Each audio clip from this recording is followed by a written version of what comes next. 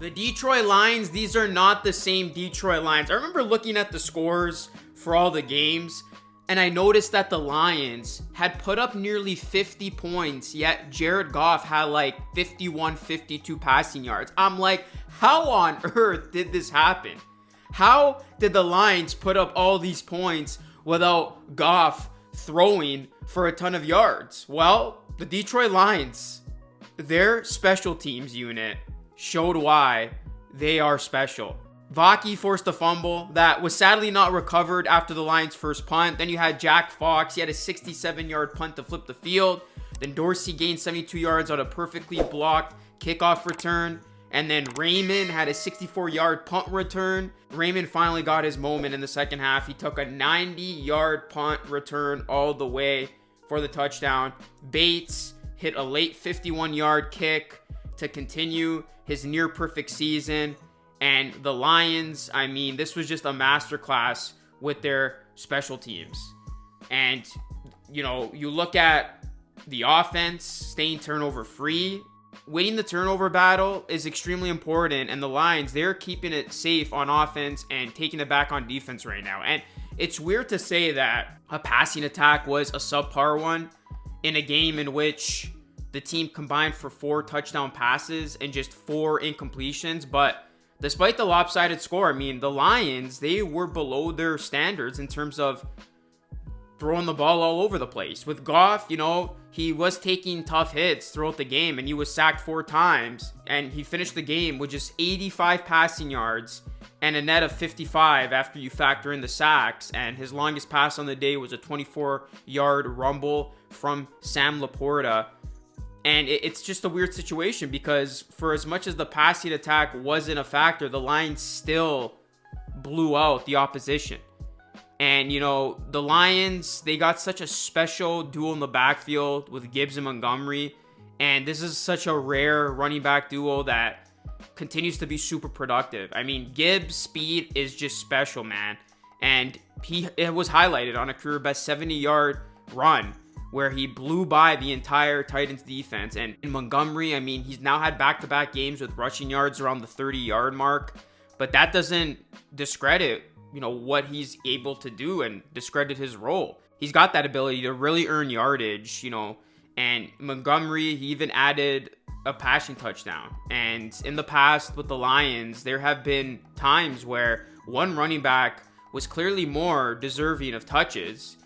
You know, you look at when you had Adrian Peterson going up against DeAndre Swift, but the Lions, they don't have that situation. You can make a case for either player in the backfield to touch the ball on any down, and they will make a big play just as likely as the other. As you look at the Lions, guys, they're now 6-1 for the first time since 1956.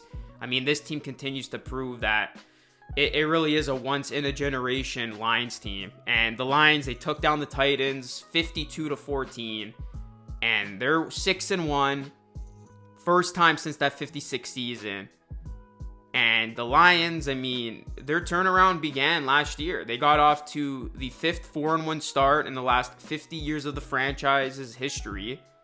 And they became the first Lions team since 1962 to start 8-2 on their way to winning the NFC North for the first time in 30 years and reaching the NFC Championship game.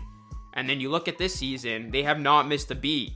They have picked it up. They have that one hiccup against the Buccaneers, but this Lions team, they continue to rack up wins and put up just a ton of points at an unprecedented rate. And you look at Goff, he's completed 84.3% of his passes over the past 5 games. That's the highest completion rate over a 5-game span in NFL history, a minimum of 50 passes per ESPN research. And even as impressive as those numbers have been, Dan Campbell, he is still encouraging his team to stay at a high level during their success. He is still motivating these guys. He still expects more. And, you know, you look at the Lions, they did snap a 6-game losing streak to the Titans, and they were playing without second leading receiver Williams, who was suspended 2 games.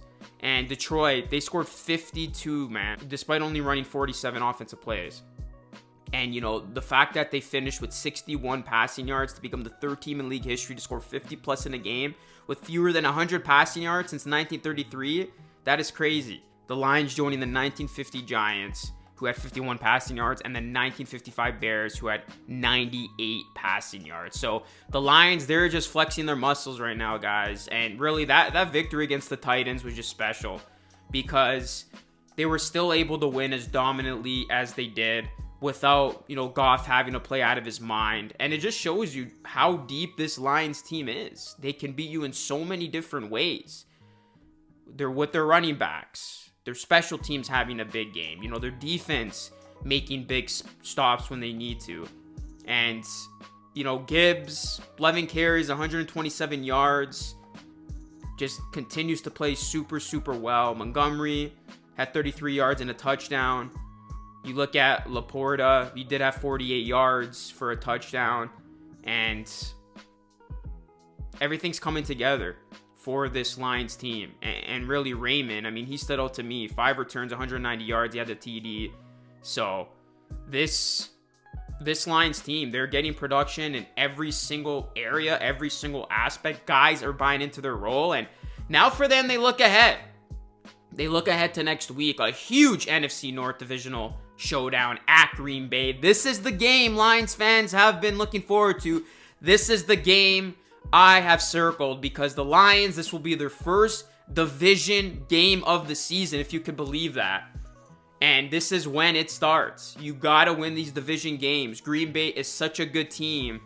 And really, Lions, Packers, people are talking about either one of these teams coming out of the NFC this season to represent the NFC in the Super Bowl. So the Lions, this is an opportunity for them to prove that this year is different.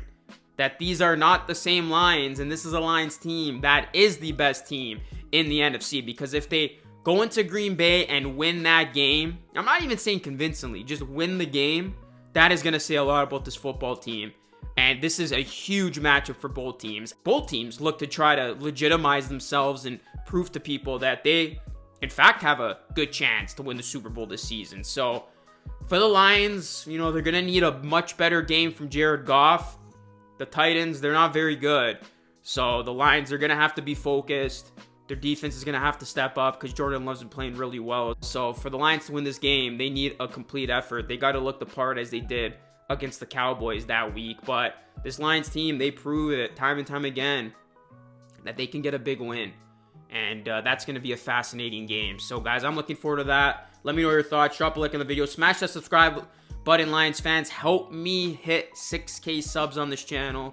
That is it for me. This is Lucas signing off. As always, thanks so much for watching. I will catch you all again in the next one.